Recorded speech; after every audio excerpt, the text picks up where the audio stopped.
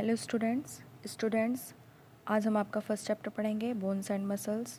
सभी लोग अपनी बुक को ओपन करेंगे और बहुत ध्यान से समझेंगे और डिफ़िकल्ट वर्ड को अपनी बुक में नोट डाउन भी करेंगे। चलिए बच्चों, the human body can be compare to a machine that is made of many specialised part. जो ह्यूमन बॉडी है वो कंपेयर करी गई है एक मशीन से जो मिलकर किससे बनी है, स्पेशल पार्ट से मिलकर बनी है। These specialized parts that constitute the human body are called organs।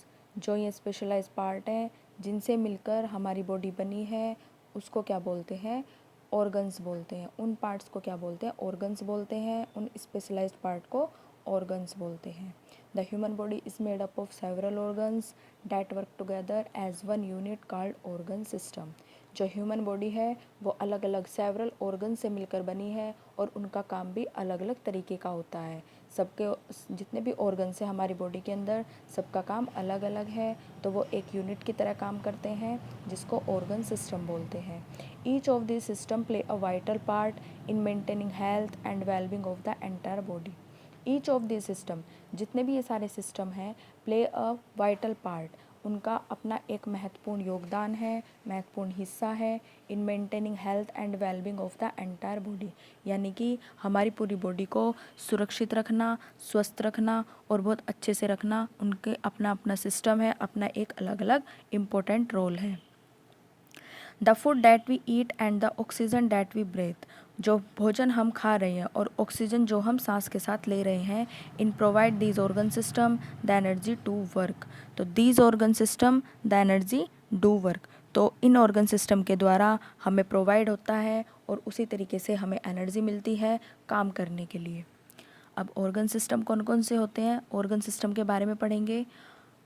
The 7 major organ system of the body are listed below. 7 organ system है हमारी बॉडी के अंदर जो हम इस चैप्टर में पढ़ेंगे, along with the organs that are associated with each system. और इसके अलावा और भी बहुत सारे ऑर्गन्स हैं जो इन प्रत्येक सिस्टम से जुड़कर बने हैं। फर्स्ट है नर्वस सिस्टम। नर्वस सिस्टम में कौन कौन से पार्ट्स आते हैं, कौन कौन से ऑर्गन्स आते हैं? Brain, spinal cord, nerves. The nervous system is a very complex system which control all parts of the body. जो नर्वस सिस्टम है वो एक कॉम्प्लेक्स सिस्टम है, कॉम्प्लेक्स मतलब जटिल है, विच control all parts of the body, जो हमारी बॉडी के सभी पार्ट्स को कंट्रोल करता है। सेकेंड है स्केलेटल सिस्टम। स्केलेटल सिस्टम में कौन कौन से पार्ट आते हैं बॉडी के? Bones and muscles. The skeletal system is made of 206 bones that forms the framework of the body. जो हमारा स्केलेटल सिस्टम है वो 206 बोन से मिलकर बना है जिसने एक फ्रेमवर्क, एक जाल बनाया हुआ है हमारी बॉडी के अंदर। It gives the body it shape and the protect the delicate internal tissues and organs. It gives the body, ये क्या करता है? हमारी बॉडी को एक शेप देता है और जितने भी हमारे डेलिकेट यानी कि नाजुक इंटरनल ऑर्गन्स है, हमारे नाजुक जो ऑर्गन्स हैं, टिश्यूज़ हैं, उनको क्या करता है? बचा के रखती है ये पूरा फ्रेमवर्क। 206 बोन्स का ये फ्रेमवर्क है। तो ये पूरी ऑर्गन्स को, जो डेलिकेट ऑर्गन्स होते हैं, नाजुक ऑर्गन्स, नाजुक पार्ट्स जो होते हैं हमारी बॉडी के, उनको सुरक्षित रखते हैं, प्रोटेक्ट करके रखते हैं। The joint of the skeletal system are attach to various muscles. जो जॉइंट होते हैं स्केलेटल सिस्टम के वो अटैच होते हैं अलग अलग मसल्स से, वेरियस मसल्स से। These are 3 types of muscles. 3 तरह की मसल्स होती हैं जो हमारी बॉडी के मूवमेंट को कंट्रोल करती है।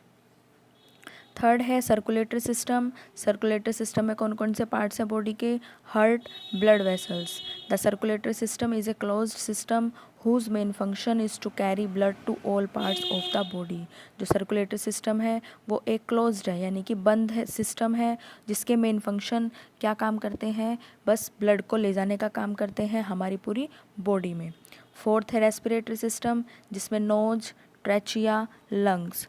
The respiratory system comprises the lungs and the passage that leads to and from them।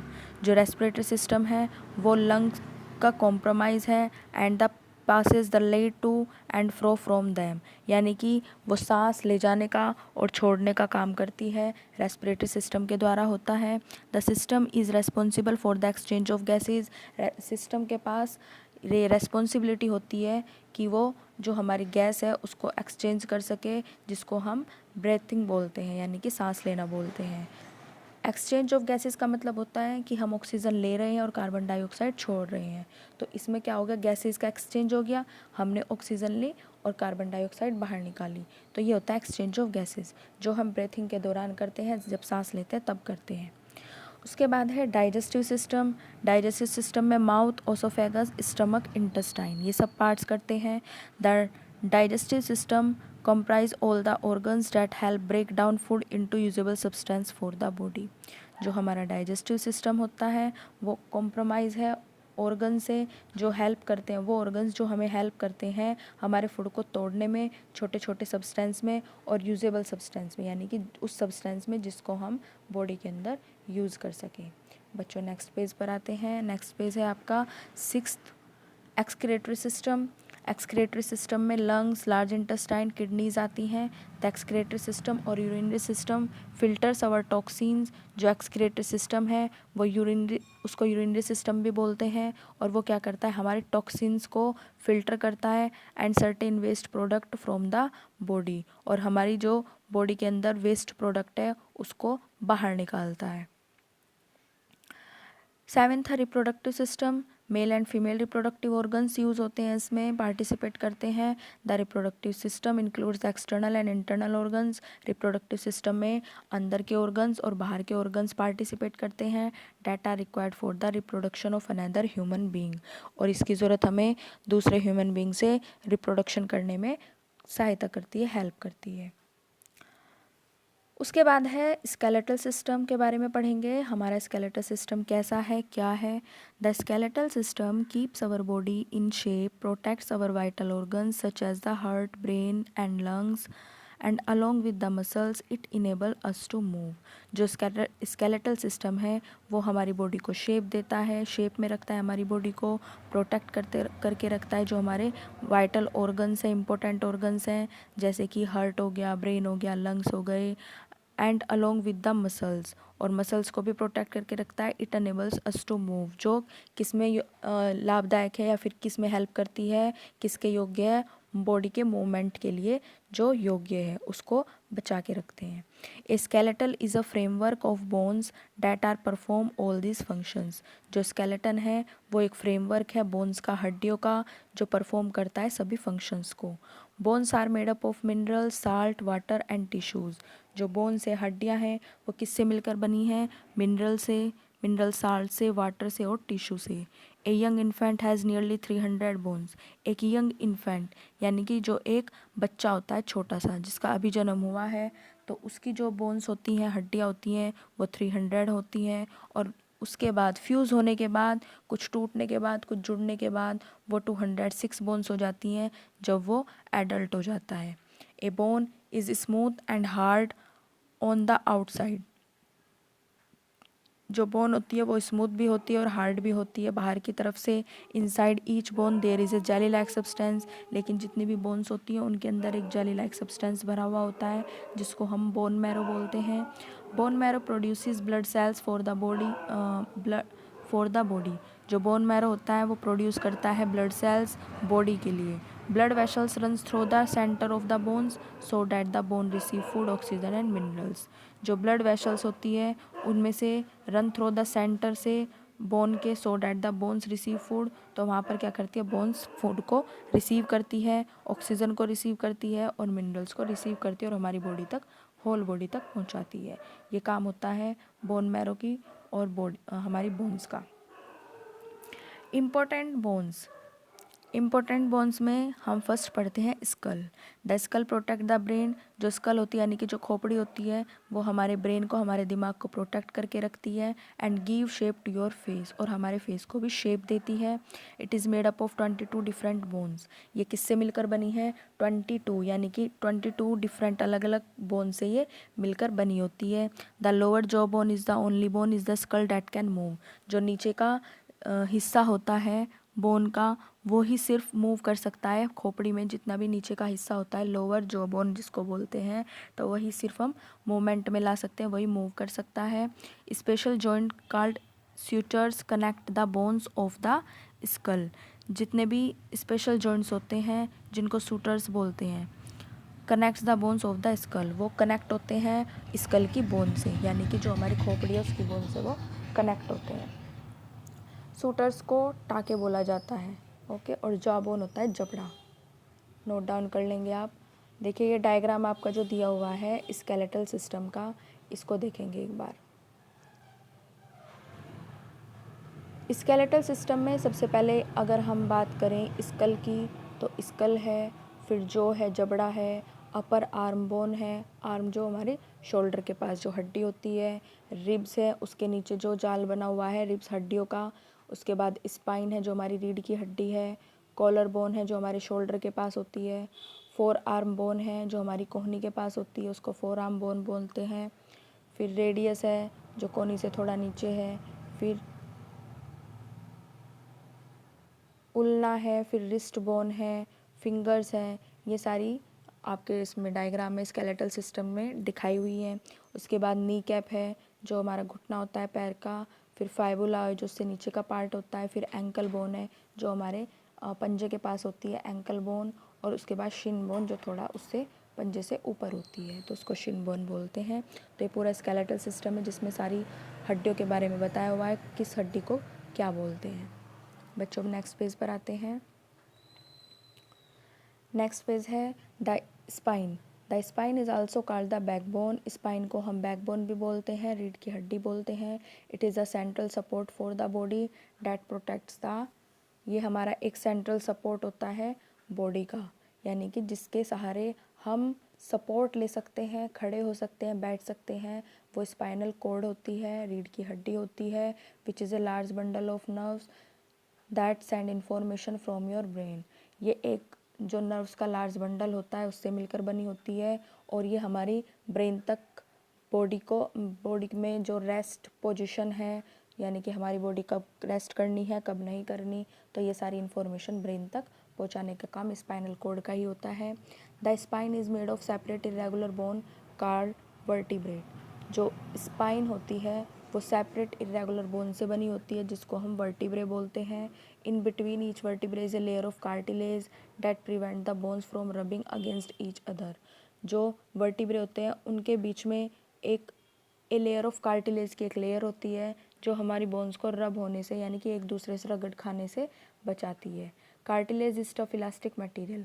Cartilage एक टफ इलास्टिक मटेरियल होता है that holds the bone together, जो बोन्स को पकड़े रखता है, होल्ड करके रखता है वहीं पर, एंड प्रोटेक्ट दैम, और बचा के रखता है। Organs like nose and ears have cartilage. Organs जैसे कि नोज और ईयर्स, उनके पास भी कार्टिलेज है। There are 33 vertebrae in human spine. Human की जो स्पाइन होती है, रीढ़ की हड्डी, उसमें 33 वर्टिब्रे होते हैं। Although each vertebrae can only move a little bit. जितने भी वर्टिब्रे होते हैं ये बहुत ही कम मात्रा में मूव करते हैं, बहुत ही कम मूव करते हैं। The total spine is very flexible. लेकिन जो हमारी स्पाइन होती है, टोटल स्पाइन, पूरी रीढ़ की जो हड्डी होती है वो फ्लेक्सिबल होती है, लचकदार होती है। The spine of a human being is curved. जो स्पाइन होती है ह्यूमन बींग की वो कर्व शेप में होती है। Most other animals have a straight spine. लेकिन बहुत से जो एनिमल्स होते हैं, जानवर्स होते हैं, उनकी जो स्पाइन होती है, रीढ़ की हड्डी होती है, वो स्ट्रेट होती है, सीधी होती है। The curves allow the spine to support and balance the body the only two legs. जो कर्व्स होती हैं वो अलाउ करती है स्पाइन को सपोर्ट करने के लिए and balance the body, body का बैलेंस बनाने के लिए सिर्फ 2 लेग से, यानी कि 2 लेग से हम अपनी जो स्पाइनस को सपोर्ट कर सकते हैं। बच्चों देखो डायग्राम स्पाइन का। स्पाइन के डायग्राम में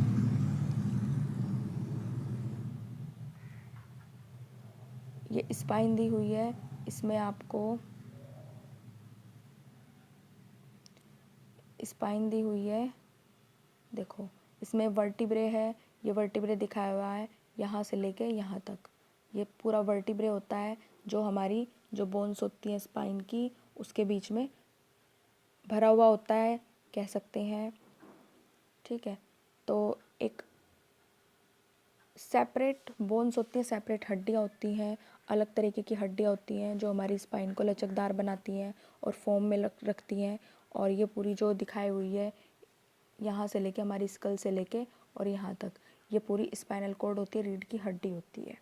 ओके स्टूडेंट्स, अब चलते हैं ribs. The ribs curve from the spine to front of the body, यानी कि जो हमारी रिब्स कर्व होते हैं फ्रॉम द स्पाइन से शुरू होते हैं हमारी बॉडी के फ्रंट से, सामने से अगर हम देखें तो वो स्पाइन से अटैच्ड होते हैं। Thus they make a bony framework that helps to protect the heart, ये एक छोटा सा फ्रेमवर्क बना हुआ होता है जो हमारे हार्ट, लीवर, लंग्स को सुरक्षित रखता है, बचा के रखता है, उनका बचाव करता है। लोकेटेड इन द चेस्ट, और ये रिब्स जो होते हैं जो छोटे छोटे बोन से मिलकर बने हुए होते हैं, जो रिब्स होते हैं जिनको लंग्स के ऊपर जो बने हुए होते हैं, लीवर्स और हार्ट को जो बचा के रखते हैं, वो हमारे चेस्ट के ऊपर होते हैं, जिसको रिब केज बोलते हैं, रिब का एक जाल बोलते हैं।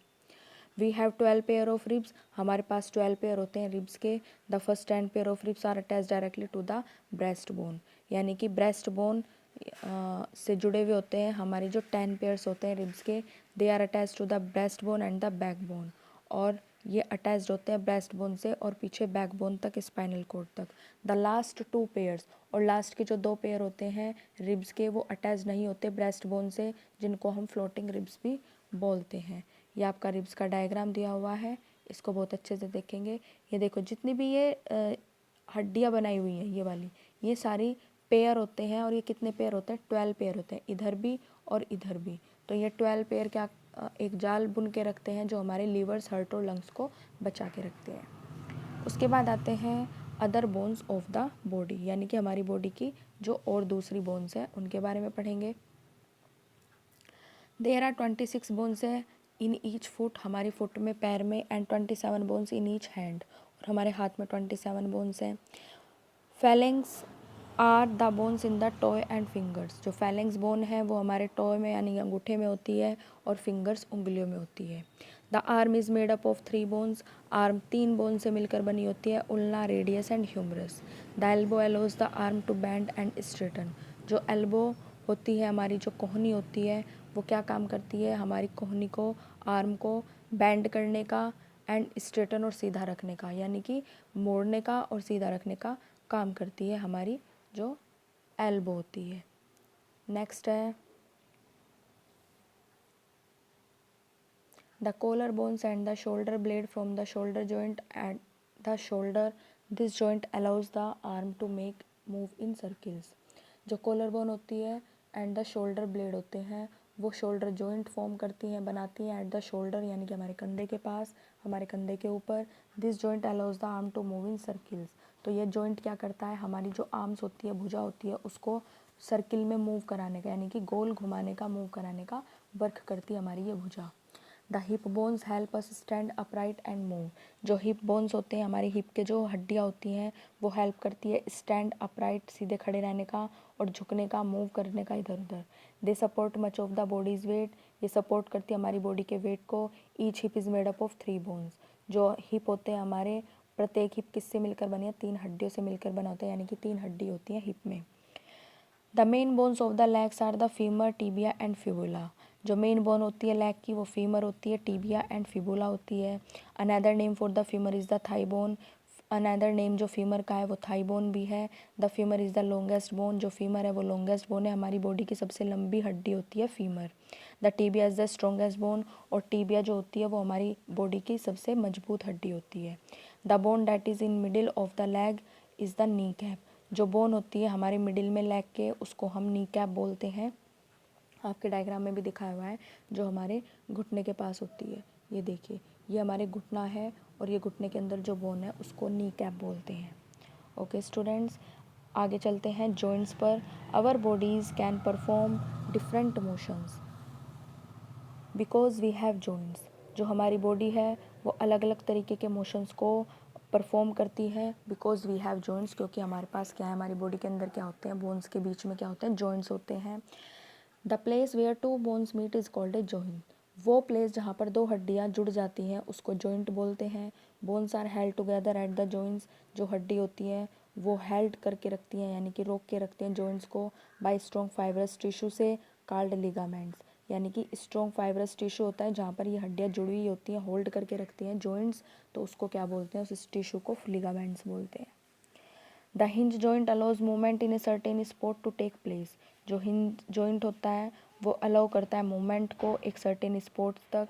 This joint is similar to the opening and closing of a door, ये मूवमेंट क्या करता है? जैसे कि जॉइंट इज सिमिलर, बिल्कुल सेम इसी तरह से होता है जॉइंट का वर्क। जैसे हम एक गेट को खोलते हैं और बंद करते हैं तो उसका जो जॉइंट होता है वो क्या हेल्प करता है उसको बंद करने में और खोलने में।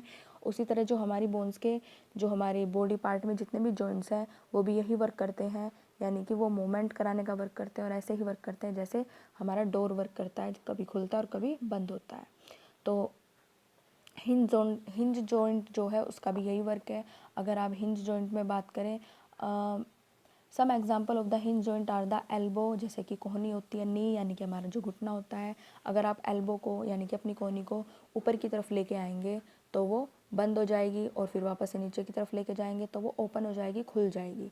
इसी तरह नी का काम होता है, घुटने का काम होता है, अगर आप पैर को सीधा रखोगे तो वो ओपन हो जाएगा, और अपने पैर को बैंड कर लोगे, मोड़ लोगे तो वो बंद हो जाएगा।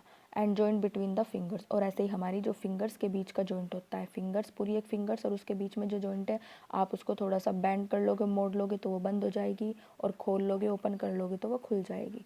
तो ये सारे जॉइंट जो होते हैं वो हिंज जॉइंट बोले जाते हैं।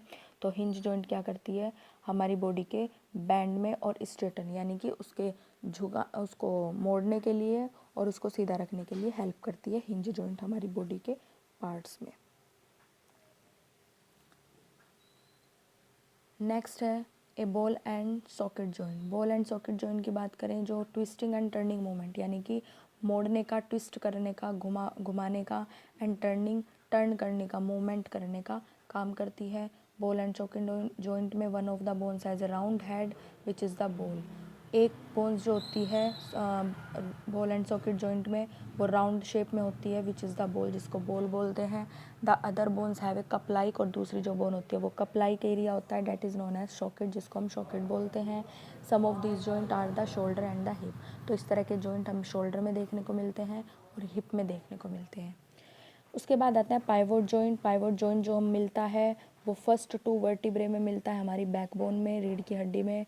It allows us to move our head up down and sideways, यानी कि जिससे हम अपने हेड को ऊपर नीचे कर सकते हैं और साइड में भी ले जा सकते हैं। तो वो पाइवोट जॉइंट का वर्क होता है। उसके बाद ग्लिंडिंग जॉइंट की बात करें, flat bones to slide over each other like in the bones of the ankle and wrist, यानी कि जो हमारी कलाई होती है और जो हमारे पैर का मूरा जिसको बोलते हैं, एंकल बोलते हैं, जहाँ से हमारा पंजा स्टार्ट होता है, तो वहाँ पर ग्लिडिंग जॉइंट होता है। और हमारी रिस्ट कलाई में भी ग्लिडिंग जॉइंट होता है, जिसके अंदर फ्लैट बोन्स होती है, चपटी हड्डी होती है, to slide over each other, जो स्लाइड करने का काम करती है।